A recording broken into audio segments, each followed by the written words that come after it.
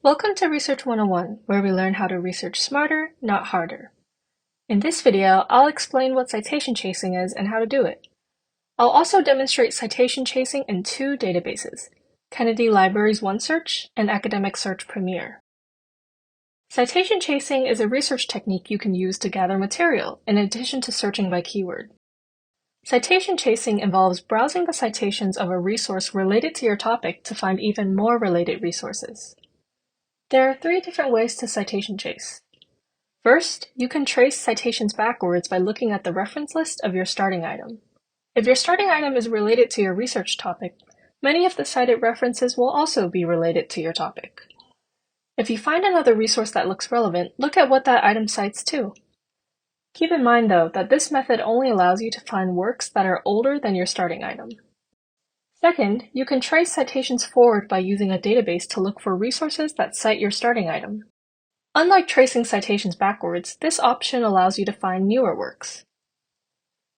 Third, you can use a database to compare the reference lists of different resources.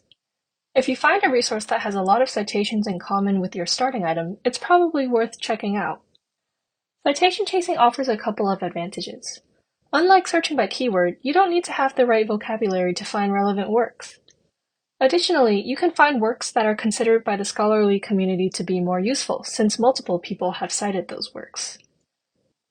The main disadvantage of citation chasing is that it can't find resources without a lot of citations, or resources that are relevant but in a different subject field.